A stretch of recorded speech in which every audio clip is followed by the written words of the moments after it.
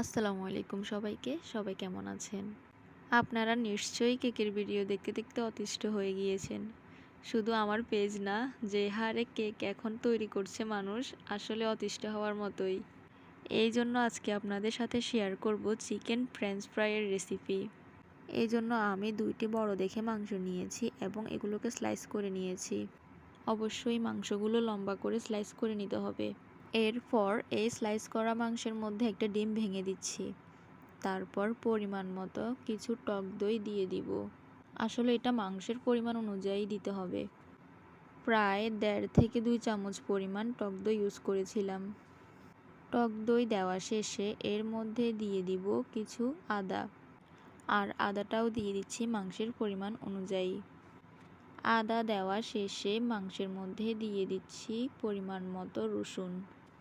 প্রায় 1.5 চামচের মতো রসুন দিয়েছি এই মাংসের মধ্যে।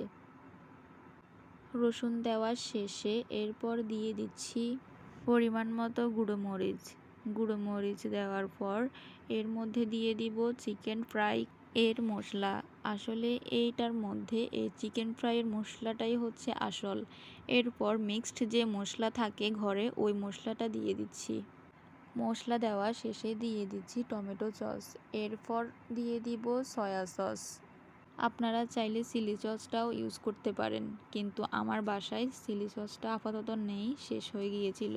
এই জন্য এই 2 রকমের সসই ইউজ করেছিলাম। এরপর দিয়ে দিচ্ছি পরিমাণ মতো কিছুটা লবণ।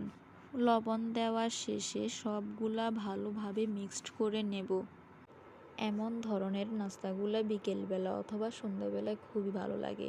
বিশেষ করে এইরকম ভাজা পোড়াগুলা শীতের সময়ে ভালো লাগে।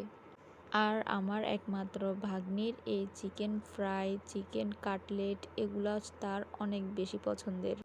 তার জন্যে মূলত এই আইটেমগুলা মাঝে মাঝে বানানো হয় বাসায়। ময়দা আর কর্নফ্লাওয়ার দেওয়ার সময় ভিডিও করতে ভুলে গিয়েছি। এরপর ময়দার মধ্যে চিকেন ফ্রাইয়ের মশলা এবং গোলমরিচের গুঁড়ো দিয়ে দিচ্ছি এবং পরিমাণ মতো লবণ দিয়ে ভালোভাবে মিক্সড করে নিচ্ছি। ভালোভাবে মিক্সড করার শেষে মাংসগুলো এক একটা করে ভালোভাবে ময়দাগুলোর মধ্যে মিক্সড করে নিচ্ছি। মিক্সড করার শেষে প্রত্যেকটা মাংস আরেকটা প্লেটে রেখে দিচ্ছি। আর এই যে লেগ পিসটা দেখতেছেন, এটা আমার ভাগ্নির জন্যই। চিকেন তার অনেক বেশি পছন্দের। সেটা রান্না করা চিকেন হোক অথবা চিকেন দিয়ে তৈরি যে কোনো আইটেম, মূলত তার জন্যই এই আইটেমগুলো বানানো হয় মাঝে মাঝে। যদিও ছোটোগুলার ভাগও তাকে দিতে হয়েছে। এরপর এক একটা করে তেলের মধ্যে ছেড়ে দিচ্ছি। তেলটা ভালোভাবে গরম হওয়ার পরে প্রায় আপনার 15 মিনিটের মতো সময় লাগে এই চিকেন ফ্রেঞ্চ ফ্রাইগুলো হতে। তেলের মধ্যে দেওয়ার পর এগুলা কিছুক্ষণ পরে ওলট পালট করে দিতে হবে, তাহলে প্রতিটা পাশ ভালোভাবে হবে। ভালোভাবে হয়ে আসলে একটা ছাঁকুনি দিয়ে তেলগুলো ছেঁকে ভালোভাবে এগুলা টিস্যুর মধ্যে নিয়ে নিচ্ছি। কালারটা খুব সুন্দর আসছে না? এই নাস্তার আইটেমগুলো বানাতে অনেক সময় লাগলেও কিন্তু খাওয়ার সময় 5 মিনিটও কিন্তু লাগে না।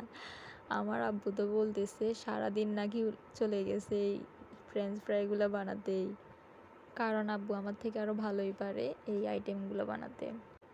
দেখেন আমার কলিজা রান্নিটা কত মজা করে খাচ্ছে চিকেনটা। তার কাছে নাকি এটা দোকানের চিকেনের মতোই মজা লেগেছে। আপনারা অবশ্যই কমেন্ট করে জানাবেন আপনাদের কাছে ভিডিওটি কেমন লেগেছে। সবাইকে অনেক অনেক ধন্যবাদ।